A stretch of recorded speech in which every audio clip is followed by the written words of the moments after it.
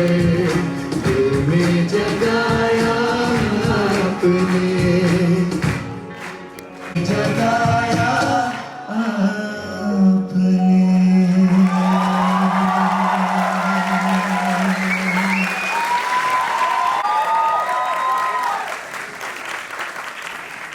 What a delightful performance. Dard Dil was and will remain one of the most iconic pieces of music in India.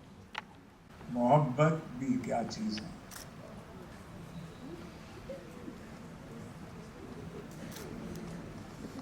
इस दुनिया में मोहब्बत आई क्यों, आगाज़ किया, अंजाम दिया और दुनिया में प्यार दिया, वो सिर्फ एक ही चीज़ है, वो है संगीत, म्यूज़िक। म्यूज़िक ऐसी चीज़ है जिसमें ना कोई देश, ना कोई जाति, ना कोई धर्म। अब आप सब लोग ताली बजा रहे थे, सब लोग, हम सब रफ़ी साहब को याद कर रहे थे और रफ़ी साहब ने इस देश को जो कुछ दिया है उसके बारे में जितना हम कहें वो एक पॉलिटिकल स्पीच होगी, सही नहीं होगा। उनके बारे में तो खासकर मैं as a student of music और स्टूडेंट ऑफ सिनेमा 4 किताबें लिख सकता हूँ। और मैं आज के दिन में इतना खुश हूँ कि आज के विद्यार्थियों ने, विश्वविद्यालय के विद्यार्थियों ने ये फेस्टिवल शुरू किया, annual festival, Cadence music festival, जिसमें कि वो देश के सभी महारथियों को, अच्छे अच्छे गायकों को, संगीतकारों को मिलते रहेंगे हर साल। और आज की शाम जो शुरू हुई वो एक बहुत ही खूबसूरत शाम है, जिसमें कि आज हम पद्मश्री मोहम्मद रफ़ी साहब को ट्रिब्यूट देने के काबिल हुए हैं। मोहम्मद रफ़ी साहब को मैं बचपन से सुनता था और सोनू जी, मैं आपको पहले शुक्रिया अदा करूँ कि आप आए और शाहिद भाई भी, शाहिद मोहम्मद जी, रफ़ी साहब भाभी आई। एक सीक्रेट आपको बता देता हूँ कि मैं कुछ 4 साल का था तो मैं कभी कभी आर्य समाज में बाजा बाजा तबला बोला सुनने जाता था। सोनू जी ने कहा तुम्हें गाना आता है? मैं बोला हाँ आता है। तो गाना मैंने पहला जो गाना है ज़िंदगी में सुना है अपने रिलेटिव्स के बीच में, वो गाना रफ़ी साहब का था, हुए हम जिनके लिए बर्बाद, वो चाहे हमको करे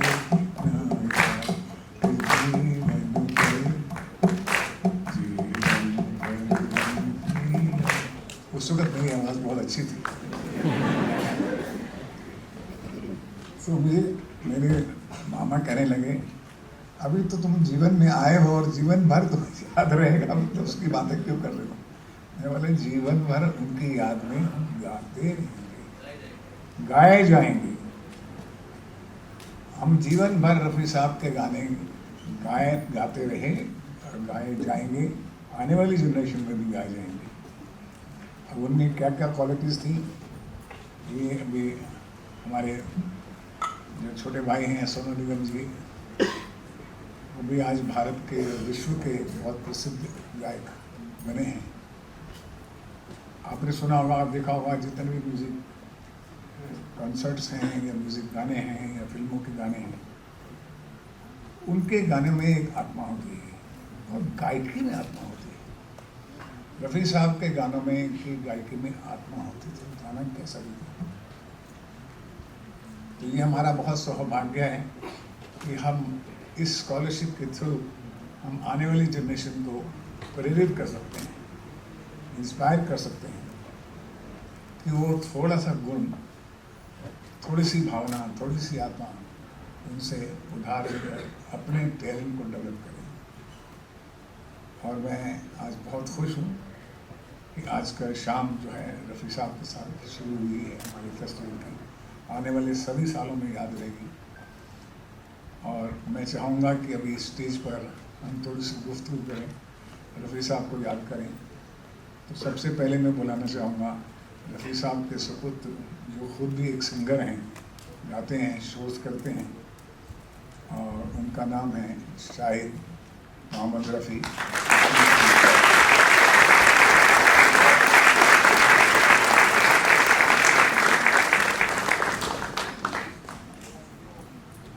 वेलकम सर।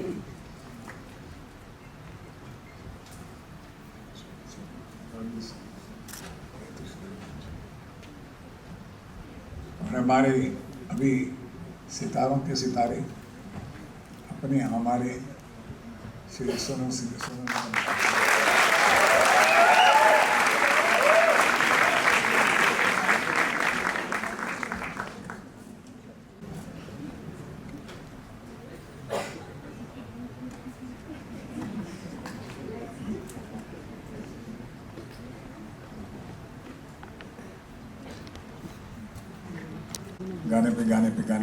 गाने हो है और तालियां बजाइए और चलिए, वो आप रोज़ देखते हैं।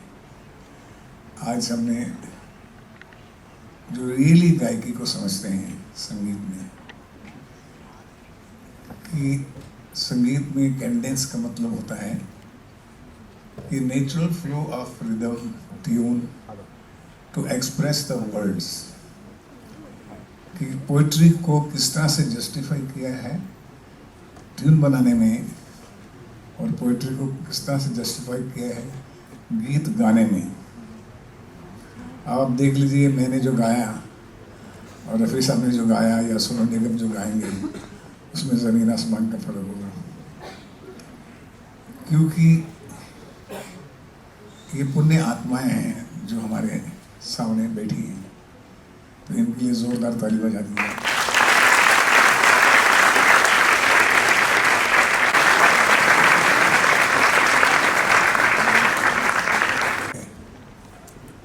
वो दूसरे गायक से कैसे प्रेरित होता है और क्या स्टडी करते हैं, ऐसे कौन से 6-7 कैरेक्टरिस्टिक थे मोहम्मद रफ़ी साहब में, जिसके लिए कि आप बचपन से उन पर फिदा रहे और आज तक उनकी कमी हम पूरी न कर सकें। सोनू निगम जी, आपको। थैंक यू सुभाष जी, शाहिद भाई, दोषी, आपको सबको मेरा बहुत बहुत नमस्ते, बहुत नमस्कार। आशीष जी, अजिंक्य भाई, सबको बहुत प्यार मिला। I don't way to start from, सोचा था कुछ अच्छा। First of all I am sorry, मैं लेट हो गया था। आपने कहा म्यूज़िक में, संगीत में लैंग्वेज नहीं होती, अब तो हो रही है लैंग्वेज की प्रॉब्लम। अभी केस हुआ है मुझ पर बेंगलोर में, तो सुबह से उसी में लगा था मैं, फ़ोन पे फ़ोन आ रहे थे मुझे, तो अभी ये सब चल रहा है। That's why I got a little late. Rafi साहब के बारे में मैं कहता ही हूँ बचपन से आज तक, हमेशा। मैं आपके सामने आज यहाँ पर आया हूँ, उम्र में आपसे बड़ा हूँ, इसलिए मैं आपको अपना तजुर्बा बताता हूँ, क्योंकि मैं उस गली से गुजर चुका हूँ जहाँ से आप आज गुजर रहे हैं। रफ़ी साहब को समझने के लिए एक तो होता है गाना सुनना और गाने को एंजॉय करना, लेकिन वो कहते हैं ना, गॉड लाइज इन डिटेलिंग। तो जब डिटेलिंग पे जाते हैं, और आप सभी नेचुरली आर्टिस्ट ही हैं, सब अपने अपने तरीके से तभी यहाँ पर हैं, और कोई भी नॉन आर्टिस्ट तो होगा नहीं। तो इसलिए मैं एज एन आर्टिस्ट मैं आपको ये बताना चाहता हूँ कि गॉड लाइज इन डिटेलिंग, और जब डिटेल में जाते हैं ना, तो वहाँ गॉड बैठा है, मोहम्मद रफ़ी। तो मोहम्मद रफ़ी की जो डिटेलिंग और क्या ये सब चीज़ें, ऑफ कोर्स रियाज और डेडिकेशन तो बहुत ज़रूरी है। एक दैवीय होता है, जैसे लता जी दैवीय शक्ति है ना, दैवीय, कुछ बहुत दैवीय होती, कुछ साधिकाएँ होती है। आशा भाई साधिका बोलता हूँ मैं, कि वो दैवीय भी थी पर साधिका भी थी, पर लता भाई दैवीय, रफ़ी साहब दैवीय। ये भगवान के कुछ यूनिवर्स के कुछ ऐसे उदाहरण बन के गाते कि तुम इनसे डायरेक्शन लोगे, तुम दिशा लोगे, कैसे करना है, क्योंकि इनके पहले कोई था ही नहीं। बहुत अच्छे अच्छे फनकार इनके पहले भी रहे हैं, क्लासिकल में और फिल्मों में। सैगल साहब तो हम सबके पितामह बोलता हूँ मैं, प्लेबैक सिंगर्स के। पर मैं क्यों बोलता हूँ रफ़ी साहब से पहले रफ़ी साहब जैसा कोई था नहीं, क्योंकि उसके पहले फिल्मी म्यूज़िक तो खैर उस समय स्टार्ट ही हुआ था, लेकिन किसी ने कभी सोचा नहीं था कि गाते हुए अदाकारी की जा सकती है, कि अगर लैंग्वेज भी ना पता हो तो पता हो कि ये बंदा दुखी है या ये आदमी किसी को वू कर रहा है, he is trying to woo someone, he is trying to express his love for someone. Language नहीं आती हमें, या ये आदमी कोई बहुत ही ज़्यादा खुशी में है, पागल हुआ पड़ा है।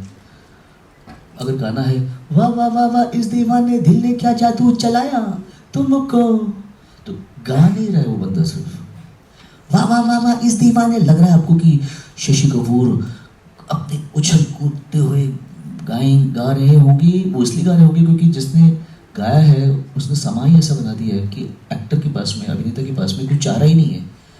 You have to match the singer now. ऐसा कैसे हो सकता है कि सिंगर ने मुझसे ज़्यादा एक्टिंग कर दी? तो इसलिए कोई भी अगर अदाकार होगा, रफ़ी साहब की आवाज़ उस एक्टर को प्रेरित करती होगी कि भाई जितना वो अदाकारी कर गए हैं उतना थोड़ा मैं भी तो कर जाऊं।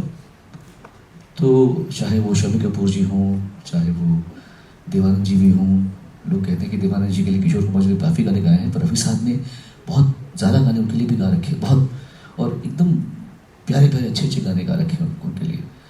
दिलीप कुमार साहब हों या ऋषि कपूर जी हों, सबके चेहरे पे एक आवाज़ अगर भग रही है, एक आवाज़ खिल रही है, ये तो करिश्मा ही है। ये तो यूनिवर्सल करिश्मा होता है।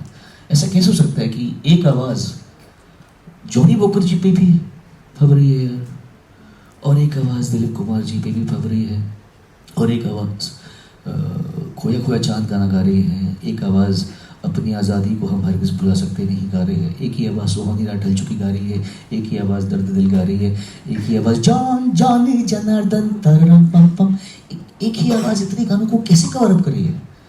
भजन गा रही है तो लग रहा है कि कोई पंडित गा रहा है, नाद और हमद गा रहे हैं तो लग रहा है पक्का मुसलमान गा रहा है। वो बंदा जब चेतु बेलिया तन मन दे नल सेवा कर दजावेगा, लगता है कोई सरदार पंजाबी, कोई मित्र प्यार नो, ये सब शब्द जो हैं इनके लेजेंडरी गाने हैं, तो वो लग रहा है आप को पंजाबी सरदार गा रहा है। तो एक ही आवाज़ इतने सारे पहलुओं को छू के अपनी ओरिजिनलिटी भी रखी हुई है। तो ये तो इसके ऊपर एक भगवान का, यूनिवर्स का हाथ होता है, और हम जब उस लेवल पे पहुंच जाएं कि उस आवाज़ को हम अप्रिशिएट करें और उस देखिए कि इसके पीछे की कहानी क्या है। तो आप भले ही अदाकार बनने आए हों, आप एडिटर बनने आए हों, आप डायरेक्टर बनने आए हों, आप कंपोजर बनने आए हों, एक बार आप उस गहराई में घुस गए तो आपको अपनी भी गहराई मिल जाएगी। रफ़ी साहब एक वो चीज़ है कि अगर आपने उस गहराई तक पहुंच गए कि ये आदमी कैसे गा रहा होगा, क्या सोचा होगा उस आदमी ने, हुई शाम का ख्याल, ख्याल कैसे होता है? ख्याल हवा में, हम तो दिमाग में देखते हैं ख्याल ख्याल ख्याल, हुई शाम का ख्याल आ गया। वाह वाह वाह। हर चीज़ में कैसे क्या वज़न देना है, और मतलब ये ऐसा एक ख़जाना है रफ़ी साहब कि पूरी ज़िंदगी आप उन पे अगर शोध करेंगे तो भी कुछ ना कुछ रह जाएगा जो आपने नहीं सुना होगा या आपने नहीं समझा होगा। ये अभी परसों मैं, मेरे फादर, हम साथ में जब भी मिलते हैं वैसे गाने में गाते रहते थोड़े बहुत, तो और हम लोग को तो ऐसे गाने पता है रफ़ी साहब के जो आम आदमी को पता ही नहीं होंगे। उनकी पुरानी पुरानी गज़लें हैं, नॉन फिल्मी गज़लें हैं, तो हम गा रहे थे दोनों मिलके, कभी पापा गा रहे, कभी मैं गा रहा हूँ। आई वाज थिंकिंग कि ये गाने लोगों को पता ही नहीं है। तो अगर अभी फिल्मी गाने तो सबको पता है, लेकिन जो जिन गानों से हम सीखे हैं, जिनसे हमने प्रेरणा ली है, वो कुछ और रेयर काम है। और आपको यकीन से बताता हूँ मैं, ये सिंगर एक ऐसे हैं जिनका कोई भी गाना, कुछ भी गाना आपको सब स्टार्ट नहीं लगेगा कि यार ठीक है नहीं होगा। कॉम्पोजिशन अगर बहुत वीक है तो भी बंदा पूरी मेहनत से गा गया, पूरा एफर्ट दिखेगा आपको कि आदमी गाना, कभी कभी कुछ कॉम्पोजिशन नहीं होती इतनी अच्छी, कुछ कंपोजर्स हर बात, गंदा काम तो कोई भी नहीं करता जानबूझ के, लेकिन कभी कभी कुछ चीज़ें बहुत ऑर्डिनरी बन जाती हैं। तो हम देखते हैं, मैं और पापा बात करते हैं कि क्या मतलब गाना कैसा बनाया हुआ, लेकिन देखो क्या मेहनत चल रही है। ये नहीं है कि भाई तूने गाना क्या बनाया, चल मैं भी ऐसे गा दूंगा। तो हमने ये सब चीज़ें रफ़ी साहब को बचपन से सुन के सीखा है कि दैवीय शक्ति जब इंसान होता है उसके बाद में अपनी भक्ति और अपनी श्रद्धा से अपने क्राफ्ट को कहाँ से कहाँ लेकर जाते हैं। ज़्यादा नहीं कहूँगा, मैं काफ़ी ऑलरेडी बोल गया हूँ। एग्जाम्पल देता हूँ आपको, जो मैंने बता रहे थे आप, कौन सा था अभी ये, ओए हम जिनके लिए भर असीर पंजर, ये इसका एडलिब है। तो यहाँ इस ज़माने में रफ़ी साहब की आवाज़ थी, मैं जिंदगी में हरदम रोता ही रहा हूँ, तड़पता ही रहा हूँ, मैं जिंदगी में हरदम रोता ही रहा हूँ। ये आवाज़ थी उनकी उस ज़माने में। सुहानी रात ढल चुकी, ढल पंजाबी, ढल चुकी, तो ये आवाज़ थी उनकी, कड़क आवाज़।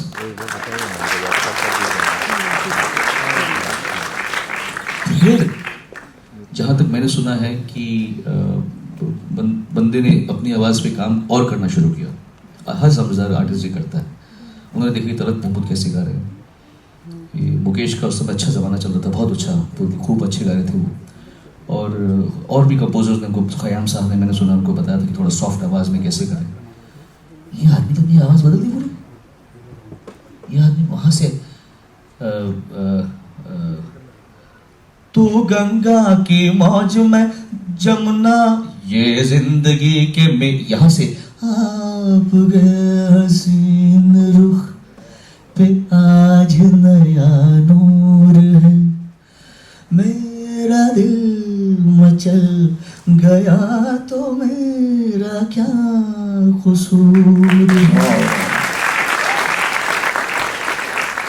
तो उन्होंने सोचा कि भाई एक ही आवाज सारे जो तेरा चकराए या दिल डूबा जाए, आजा प्यारे पास हमारे, ऐ दिल है मुश्किल जीना यहाँ, जरा हट के जरा बच के, पंजाबी, ये है बॉम्बे मेरी जान। ये आवाज से उन्होंने अपनी आवाज को छू लेने दो नाजुक होठों को, ए गुल बदन ए।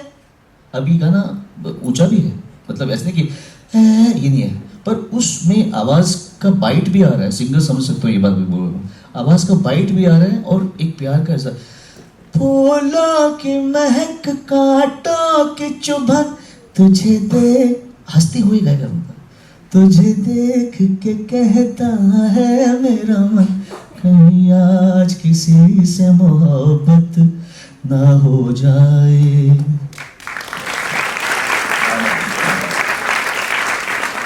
ऐसे कई गाने में I can keep speaking about it, but कहने का मतलब ये है कि रफ़ी साहब इज़ अ यूनिवर्सिटी, और ये एक ताज़ जिंदगी वाली यूनिवर्सिटी है। एक बात मुझे पूछनी है आपसे कि आपने कहा देवी शक्ति थी, देवी देन थी। आर्ट एक ऐसी चीज़ होती है जो ईश्वर से बहुत जुड़ी होती है, आत्मा जुड़ी होती है। ऐसा नहीं कि मतलब वो बाहर मतलब इतना दिखाने के लिए इतना, he was the same person inside. घर में भी वो भी थे। इनफैक्ट जब भी अब्बा बात करते बहुत सॉफ्ट बात करते, बहुत ही सॉफ्ट, घर के अंदर भी। तो जब भी बात करते हम लोग सुनते थे, जब अब्बा कुछ बोल रहे हैं, हम लोग अब्बा बोलते थे उनको, तो सुनते तो हम लोग को कान लगाना पड़ता। कान लगाते बोले कि अब्बा आपने क्या कहा, तो अब्बा बोलते क्यों बहरे हो गया, सुनाई नहीं देता। This is the way he used to talk. अब इतने आराम से बोलते थे कि मतलब सुनाई नहीं, वो भी उनको नहीं सुनाई देता, तो फिर पूछते थे कि क्या बोले। जा अब अपनी माँ के पास जाऊँ. You know, this way he used to act. I mean, not act, but हम लोग के साथ बहुत soft spoken, very down to earth, very humble, बहुत ही humble इंसान थे वो. और बच्चों में बच्चे बन जाते थे. इनफैक्ट अपना अब्बा कभी सोशलाइजिंग नहीं करते थे. ये तो कभी ये नहीं कि मतलब मैं ये तो आप भी रात की पार्टी बंद. कभी नहीं, कोई पार्टी शार्टी कुछ नहीं.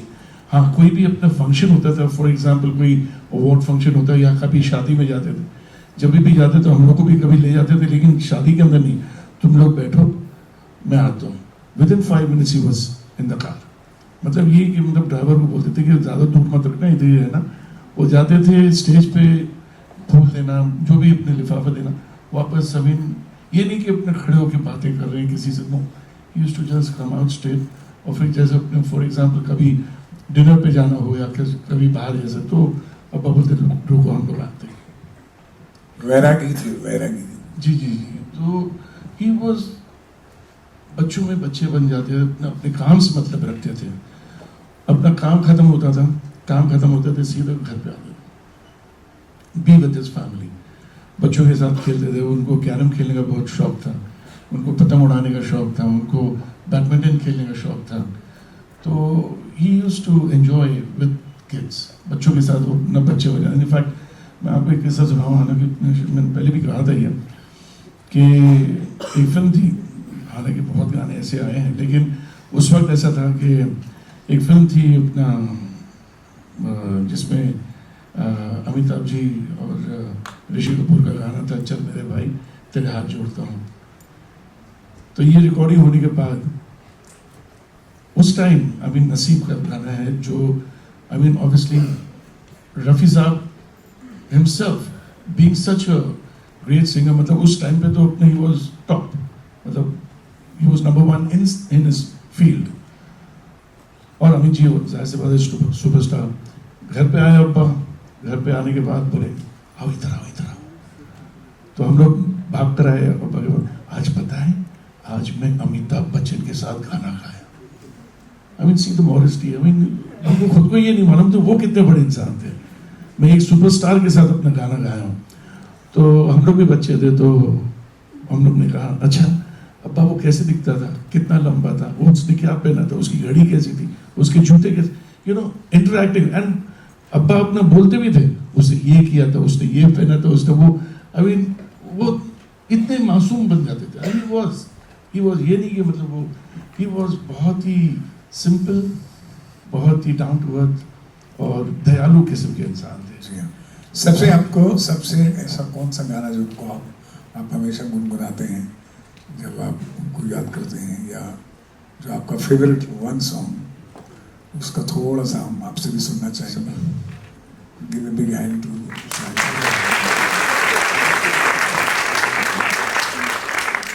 सर ये तो बहुत ही मुश्किल है कहना कि मतलब कि रफ़ी साहब का सबसे अच्छा एक गाना मुश्किल है, बहुत ही मुश्किल है. क्यों, इतने हज़ारों गाने गाए हैं, तो एक गाना बताने के लिए कि रफ़ी साहब का ये सबसे बेस्ट है. हर गाने आप चुने, हर गाने आप अपने जस्टिफाई नहीं कर सकते, कोई भी म्यूजिक डायरेक्टर या लिरिसिस्ट को, कि आप जस्टिफाई नहीं कर सकते. अगर आपने एक गाना चुने तो बोलेंगे नहीं मैंने, रफ़ी साहब ने तो मेरे लिए अच्छा गाया. वो बोलेंगे नहीं रफ़ी साहब ने मेरे लिए अच्छा गाया. तो इट इज़ वेरी डिफिकल्ट, बहुत ही डिफिकल्ट है कहना कि रफ़ी साहब को कौन सा गाना अच्छा है. हालांकि एक छोटा सा अपने मैं बताऊँ आपको कि अब्बा ने कभी ये नहीं कहा कि ये मेरा चहीता गाना है. ये मैं आपको बताऊं, अब्बा ने कभी नहीं, लाइफ में कभी इन्होंने नहीं कहा कि ये गाना मेरा सबसे बेस्ट है. अपने मुंह से नहीं कहा. लेकिन आई रिमेंबर वन थिंग कि 1979 में रफ़ी साहब के साथ, अब्बा के साथ मैं टूर किया था. He had about 16 to 17 shows in America, US. 16 to 17 shows. And he had 6 shows in Canada and 6 shows in Europe. ये पूरा 2 महीने का tour I was with that. Rafi साहब के साथ था मैं. और हर शो के अंदर मैंने एक चीज नोटिस किया, फरमाइश पब्लिक से आए या ना आए, वो 3 गाना जरूर गाते थे. एक था बाकी वो सुनना चाहेंगे. आपसे सुनना चाहिए। नहीं सर, वो तो बहुत खतरनाक गाने हैं, लेकिन I mean it was like Rafi साहब ये 3 गाने हमेशा गाते थे। एक था सुहानी रात ढल चुकी न जाने तुम कब आओगे, वो दुनिया के रखवाले, और एक कोहिनूर का मधुबन में राधिका नाचे। ये 3 गाने कभी भी फरमाइश आए या ना आए अब्बा गाते। तो मैं समझता हूँ, मेरी थिंकिंग है, मेरा थॉट है कि शायद रफ़ी साहब को ये गाना ज़्यादा पसंद है। तो सुहानी शाम, सोनी रात ढल चुकी, सुहानी रात ढल चुकी। रात ढल चुकी। मेरा ये अर्ज है, रिक्वेस्ट है कि आप गाएं।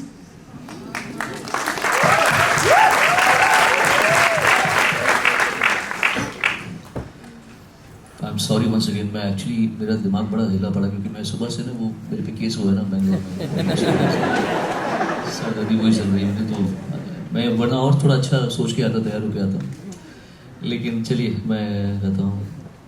इस पहले सुहानी रात की पहले मैं एक गाना बताना चाहता हूँ, मुझे याद आ गया अभी। सुहानी रात में आई लाइक दिस, एक गाना रफ़ी साहब का, जा दिल दीवाना। अब इसको सुनना, इस गाने को आप, आय हाय हाय हाय, कोई इंसान इतने प्यार से कैसे गा सकता है। फिरोज खान साहब है ना गाना, शायद बहुत प्यारा गाना है। सो कभी जो म्यूजिक को चाहने वाले हैं इस गाने को सुनना कभी। वसल यार के महके हुई जुल्फ से आई है सदा प्यार की। ये आवाज़ ही बात की आवाज़ है। जो गाने की फरमाइश की उन्होंने वो थोड़ा सा पहले का, जहाँ वो अपनी दमदार आवाज़ में गाते वो सुहानी सुहानी, इसकी सुहानी रात ढल चुकी, वाह, ना जाने तुम कब आओगे, जहाँ की रुत बदल चुकी, ना जाने तुम कब आओगे, सुहानी रात ढल चुकी, ना जाने तुम कब आओगे। क्या बात है, क्या बात है। अभी मैं हमारे आप मेघना Honored to be celebrating the life of the legendary singer and artist, Mr. Mohammad Rafi.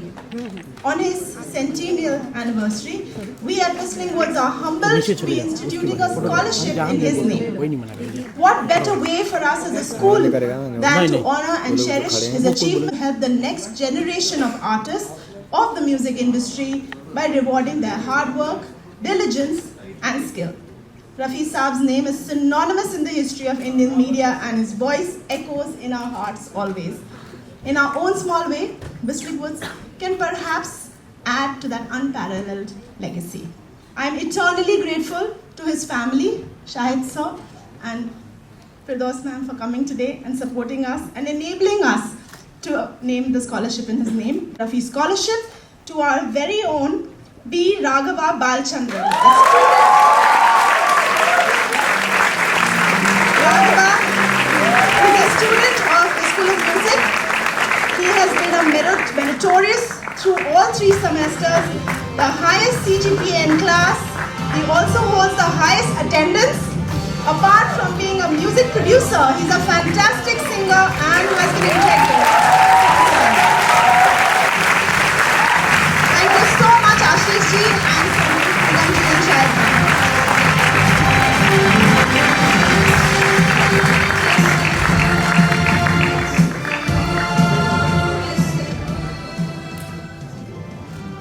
Congratulations. I'd just like to honor you with Ashish ji. Please come and say a few words.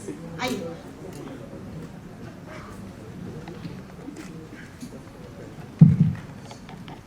मुझे बोला गया था कि वहाँ जाके बोलिए, लेकिन मैंने कहा कि इतनी बड़ी हस्तियाँ साथ में उनको छोड़ के कहाँ वहाँ जाऊँगा। सबसे पहले तो मैं सुभाष जी आपका, मेघना जी आपका, व्हिस्लिंग वुड का बहुत अभिनंदन करना चाहूँगा कि आपने रफ़ी साहब के नाम पर स्कॉलरशिप शुरू भी की और उसको इस साल से इन प्रैक्टिकल उसको शुरुआत भी कर दी है। बहुत अच्छा काम अपना स्कूल कर रहा है और मैं तो ये कहूँगा कि कल्चरल अफेयर्स डिपार्टमेंट की तरफ से being a minister, I feel proud, honor to be in the same campus where we are there together as a neighbor. Congratulations. और रफी साहब के बारे में तो क्या कहना, शाहिद भाई है, सोनू जी है। मैं अगर ये कहूँ तो गलत नहीं है सोनू जी, बहुत सारे अभिनेताओं को रफी साहब ने पहचान दिया अपने गाने से, अपने अंदाज से। आपने उसको बयां भी किया है।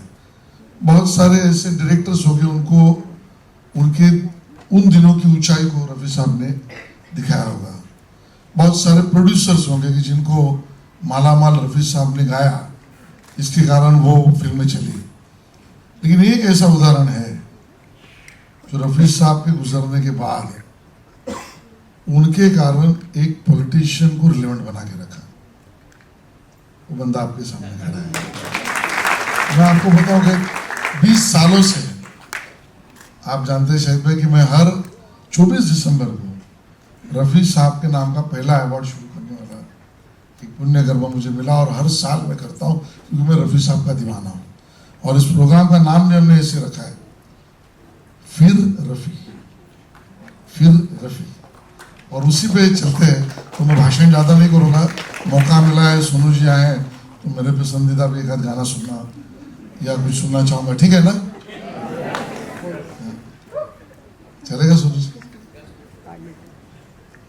वैसे तो इतनी बड़ी, वही मैं बोल रहा था कि मेरा फेवरेट तो बहुत सारे, लेकिन एक कहना चाहता हूँ कि आप उसको गा भी सकते हैं या गाइए। एक ना एक दिन ये कहानी बनेगी, तू मेरे सपनों की। ये बहुत रेयर गाना है, अगर किसी और को बोलते उसको आता नहीं होता, पर मुझे आता है।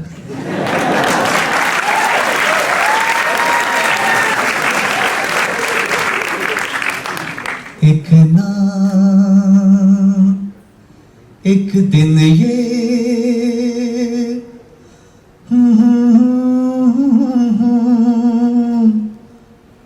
तू मेरे सपनों की रानी बनेगी।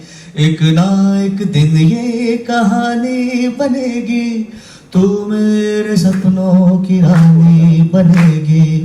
मैं तेरा दीवाना बनूंगा, रानी तू मेरी दीवानी बनेगी। एक ना एक दिन ये कहानी बनेगी, तू मेरे सपनों की रानी बनेगी। हो अंतरा करूं, अंतरा। चैन लूटा है, नींद लूटी है, ऐसे मौसम में मुझसे रूठी है।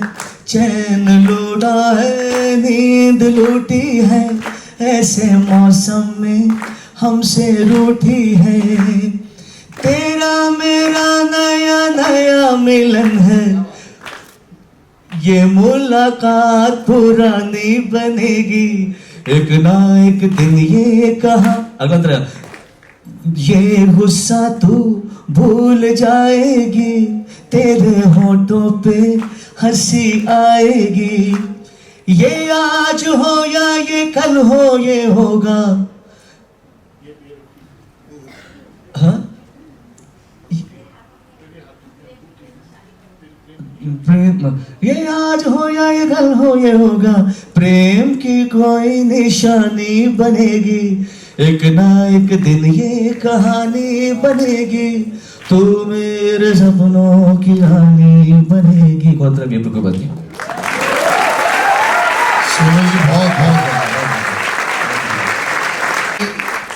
सोनू जी कर सकते हैं, इसके लिए जरा एक बार जोरदार तालियां सोनू जी के लिए। और एक पसंद बड़ा गायक मित्र भाई सोनू निगम जी ने किया है और मोहम्मद रफ़ी साहब के सुपुत्र शाहिद भाई ने किया है। और आज दूसरी खुशी की बात ये हुई कि हमने विष्णु गुड्स में सब विद्यार्थियों के लिए, म्यूजिक विद्यार्थियों के लिए एक मोहम्मद रफ़ी स्कॉलरशिप अवार्ड को शुरू किया है, जो हर साल दिया जाएगा हर विद्यार्थी। मेरे साथ बैठे हैं इनके साथ, जो हमारी मराठी फिल्म के नायक हैं, हमारा के जो 16 मई को रिलीज़ हो रही है, उनका आज गीत भी दिखाया गया। और आज का सेशन मुझे बहुत अच्छा रहा और मुझे उम्मीद है कि आने वाले 3 दिन भी म्यूज़िक फेस्टिवल में पोइट्री, म्यूज़िक, गायकी सबके बारे में विषय में चर्चा की जाएगी। अब आप आइए सोनू निगम साहब के साथ, क्योंकि इनको जाना है जल्दी।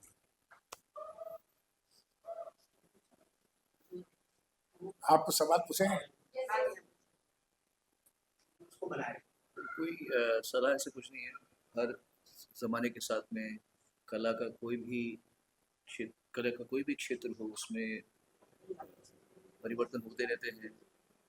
इवोल्यूशन जिसे कहते हैं वो होती रहती है। संगीत पहले भी अच्छा था, आज भी अच्छा है। आज के लोग अपनी तरफ से मेहनत करें। एक ही चीज़ जो हर समझदार इंसान जिसने भी अपनी कला को कहीं तक लेकर आया है, वो यही कहेगा, बस मेहनत का कोई सब्स्टिट्यूट नहीं है। तो जितना मेहनत करेंगे, जितना अपने काम, अपने क्राफ्ट में ध्यान देंगे, उतना पुरानों से सीखिए और नई जो तकनीक है, नयापन है, उसको भी अपनाइए। तब जाके एक होलसम आर्टिस्ट पैदा होता है। कोई इसका फॉर्मूला नहीं है जी। ये हर इंसान का अपना अपना तरीका होता है। था, दोनों ही अपने अपने तरीके से ऑडियंस को बांध लेते थे। तो हर इंसान की अपनी पर्सनैलिटी के हिसाब से होता है। रफ़ी साहब अगर किशोर कुमार की तरह करेंगे परफॉर्म तो अच्छे नहीं लगते। किशोर कुमार जी रफ़ी साहब की तरह करते तो अच्छे नहीं लगते। हर इंसान का अपना अपना जो व्यक्तित्व होता है, उसके मुताबिक उसे अपनी परफॉर्मेंस डिवाइस करनी पड़ती है, खुद खोजनी पड़ती है। किसी और को देख के मुतासिर ना हो देना, मतलब आप मुतासिर हो सकते हैं लेकिन किसी इन्फ्लुएंस ज़्यादा नहीं होना चाहिए। आप इम्प्रेस हो सकते हैं, इन्फ्लुएंस मत होइए। सर, आपने ऐसे गाने गाए हैं जो जनरेशन को डिफाइन करता है। आपके हिसाब से यहाँ पे स्टूडेंट को कौन सी एक क्वालिटी जरूर डेवलप करनी चाहिए म्यूजिक करियर के लिए? मुझे लगता है कि मुझे बहुत सारे वो है सेंस ऑफ क्लासिकल म्यूजिक। जो मैंने में लिखा है, उसमें लिखा सेंस ऑफ क्लासिकल म्यूजिक।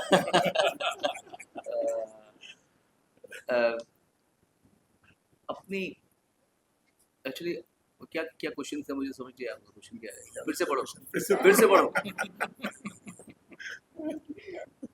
फिर से पढ़ो। सर, आपने ऐसे गाने गाए हैं जो जनरेशन को डिफाइन करता है। आपके हिसाब से यहाँ के स्टूडेंट को कौन सी क्वालिटी जरूर डेवलप करनी चाहिए लॉन्ग म्यूजिक करियर? सुनने की।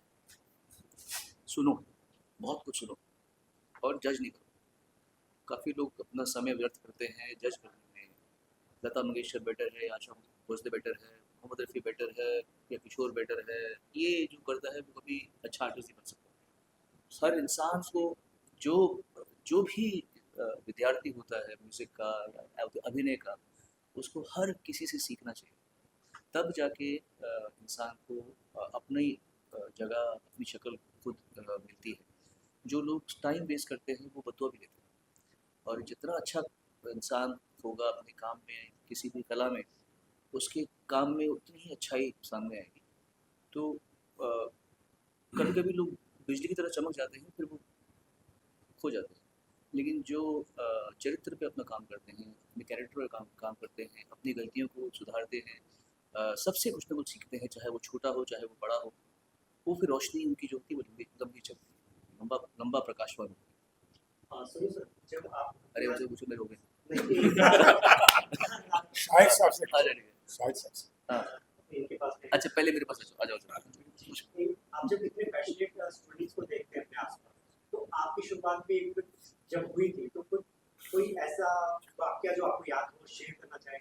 इतने पैशनेट जो टैलेंट है आज के टाइम में। मैं असल में मैं तब से गा रहा हूँ जब मैंने होश ही संभाला होगा प्रोफेशनली। मतलब मैं 77 से प्रोफेशनली गा रहा हूँ, स्टेज पे गा रहा हूँ। तो पहले मतलब शुरू से ही मुझे पैशन था हमेशा गाने का, और it was never taken for granted. सीख नहीं पाया था मैं, अब जाके थोड़ा बहुत सीखता हूँ, लेकिन बचपन में सीखने का मौका नहीं मुझे मिला। लेकिन हैविंग सेड दैट, मैंने ऐसे सोचा नहीं कि तब नहीं सीखे तो अब नहीं सीख सकते।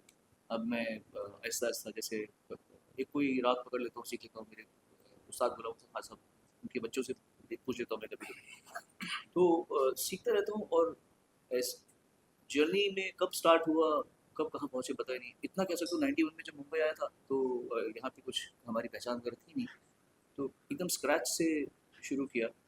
और मेरे फादर ने जो मुझे बात कही थी उस समय, उन्होंने कहा था कि तू जवान है, तू दिखने में ठीक ठाक है, और तू पढ़ाई में भी अच्छा रहा है, गाने में अच्छा है, तू तेरे तो हाथ में इंस्ट्रूमेंट में अच्छा चलता है, तो अगर तू ने जवानी को ज़्यादा जिया तो ठीक है, जवानी जी ले, गर्लफ्रेंड बना सकता है, दोस्ती वोस्ती कर सकता है, लेकिन उन्होंने ये कहा था कि या तो अभी धक्के खा ले और बाद में ऐश करना, या अभी ऐश करी और बाद में धक्के खा ले।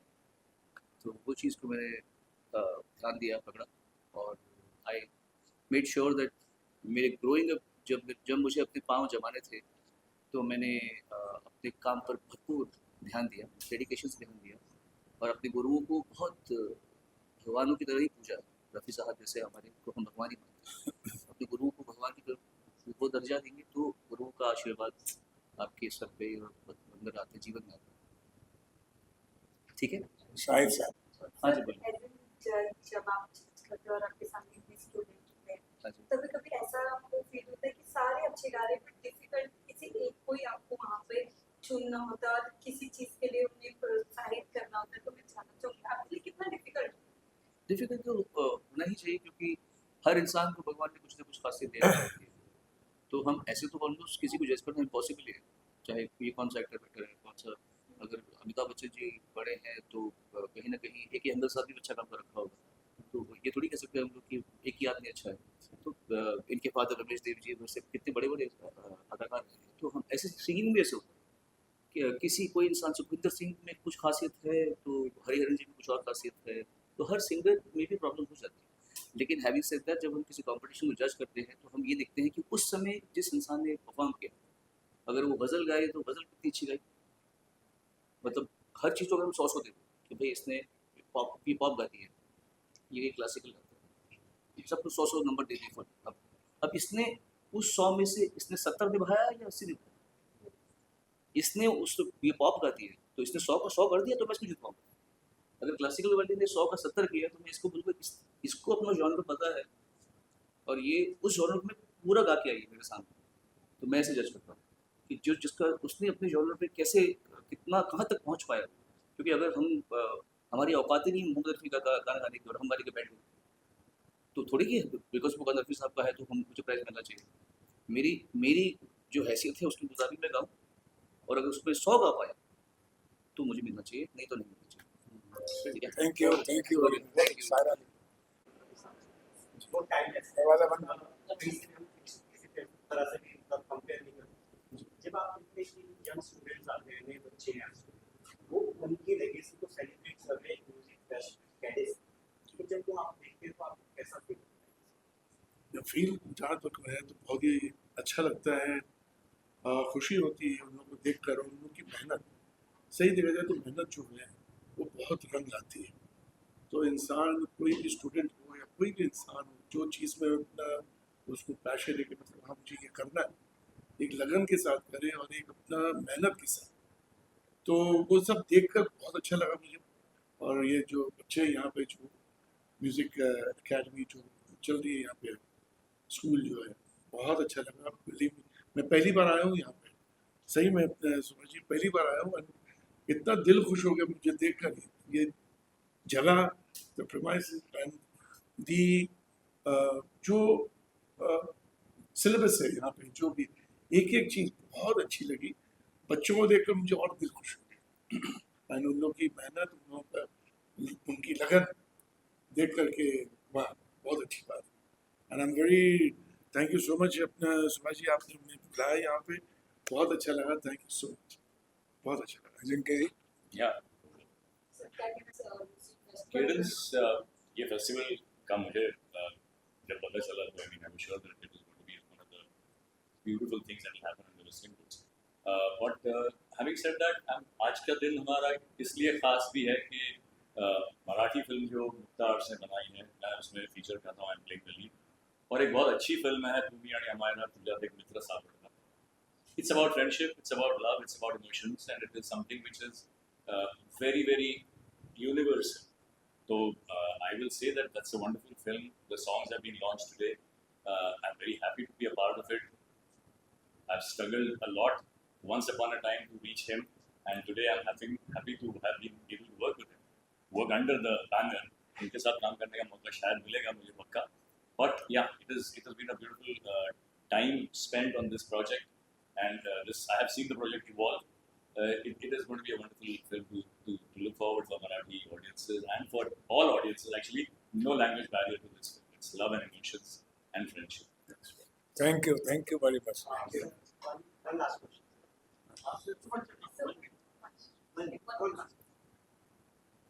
शायद वाली जो आपको अच्छी लगती है कि आज के स्टूडेंट को अपनाना चाहिए जो म्यूजिक के लिए डेडिकेटेड. सर क्वालिटी की आप जहाँ बात करते हैं, आप मुझे एक क्वालिटी अपने रफ़ी साहब की बता दीजिए जो कि गलत है. नहीं मैं बता रहा हूँ, ये मुझे एक क्वालिटी बता दीजिए कि रफ़ी साहब की ये क्वालिटी गलत है. उनमें कोई ऐब ही नहीं था, कोई ऐब नहीं था. मतलब ऐसा नहीं, हम लोग घर के अंदर भी हम ये नहीं कह सकते थे कि अब आप ये गलत है. He was a perfect. मैं बताऊँ आपको, फरिश्ता इंसान थे. वाकई में मैं अपने दिल की बात नहीं, काफ़ी लोगों की बात ये समझता हूँ कि ये इंसान इस दुनिया में क्या कर रहा है. कहने का मतलब, I mean he was way beyond. I mean बहुत ही सिंपल, बहुत ही भोले. एंड मैं ये जो सुभाष जी ने ये जो आज पहली बार मैं जब आया, लेकिन जब इन्होंने बताया कि मतलब रफ़ी साहब का स्कॉलरशिप हो रहा है, आई वाज रियली बहुत खुशी हुई मुझे. Thank you so much Subhash ji. अपने अब्बा का अपना जो ये स्कॉलरशिप शुरू किया है, I am really overwhelmed honestly. It's my honor. जी जी लेकिन मैं आपके सवाल का जवाब दे सकता हूँ जी जी जी एक संगीत के विद्यार्थी की तरह. जो रफ़ी साहब में जो एक क्वालिटी थी जो आज के बच्चों में होनी चाहिए.